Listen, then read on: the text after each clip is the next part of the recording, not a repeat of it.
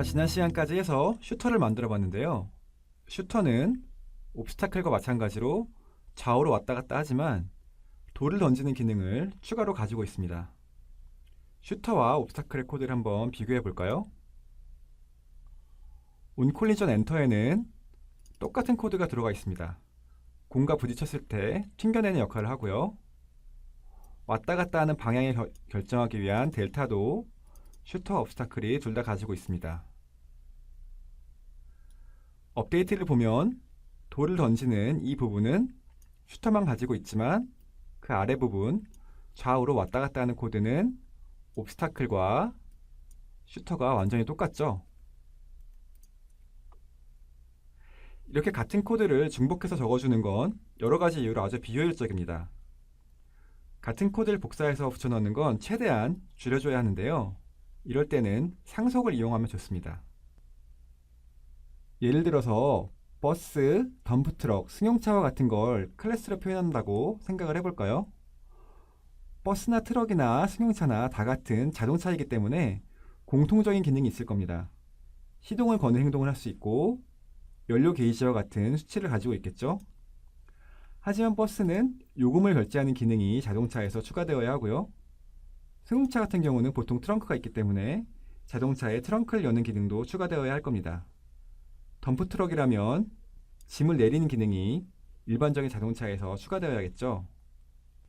이렇게 공통적인 부분이 있고 거기에 추가로 각각의 추가된 개념을 가지고 있을 때는 공통적인 부분을 구현하는 클래스를 만들고 그 클래스에 기능을 덧붙여서 버스나 덤프트럭, 승용차 같은 기능을 구현하는 게 좋습니다.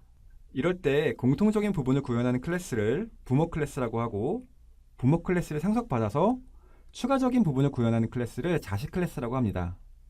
자식 클래스는 부모 클래스의 변수와 메소드를 모두 상속받아서 사용을 할 수가 있습니다.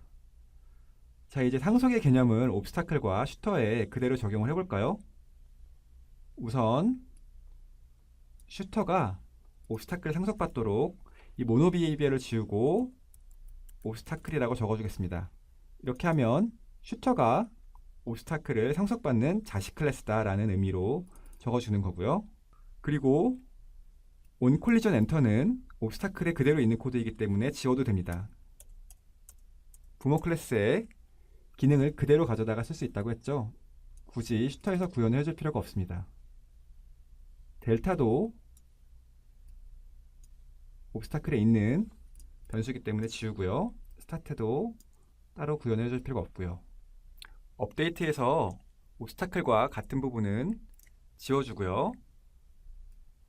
또 슈터에서만 사용하는 이 기능들은 이제 다 주석 처리를 해놓도록 하겠습니다. 이렇게 해놓고 보면 슈터는 옵스타클 상속받은 것 말고는 아무것도 하는 코드가 없는데요. 실행을 해보면 옵스타클과 마찬가지로 좌우로 왔다 갔다 하는 기능은 동작을 할 겁니다. 저장을 하고 유니티로 돌아가서 실행을 해볼게요. 네, 슈터가 여전히 옵스타클과 마찬가지로 좌우로 왔다 갔다 하고 있죠. 이번 시간에는 이렇게 상속을 통해서 중복되는 코드를 제거하는 방법을 알아봤고요. 다음 시간에 이제 슈터의 고유한 기능인 돌을 던지는 기능을 추가해 볼게요.